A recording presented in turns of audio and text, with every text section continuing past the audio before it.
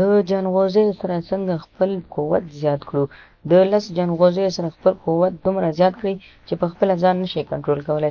سلام ګران لیدونکو، هیله ده چې روغ جوړ او داسې هر جامې مو پرتن وي.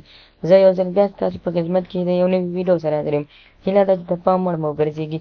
تر هر څه دمخه باید یادونه وکړم که زموږ چینل مو نه وي سبسکرایب کړی نو زموږ چینل سبسکرایب کړئ او په خوا کې ورسره د بونګړي نشان ووهئ. مننه. د 10 جنغوزیو سره څنګه جنسي قوت زیات کړو او څنګه مو د منیو سپرم جوړ کړو. 10 جنغوزي، 15 چارمغز او 10 بادام میکس کړئ، ګډې کړئ، د اوړو په شان کړئ او شودو ته واچوئ. کله مو چې شودو ته واچول او بیا یې په ګاز کېږدئ او پاخه یې کړئ.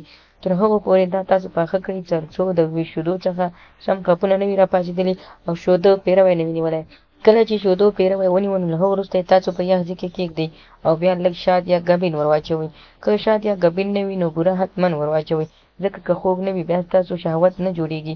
کولی شئ تاسو خپل شهوت د خوږو شیانو سره جوړ کړئ. څومره چې انسان خواږه خوړلی شي خو باید همغومره ترخه هم وخوري.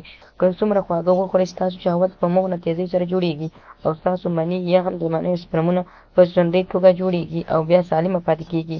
تاسو کولی شئ چې کله مو شوده جوړ کړه نو له هغه وروسته چې یخ شو راواخلئ، د سهار له خوا نه یې په نهار وخورئ.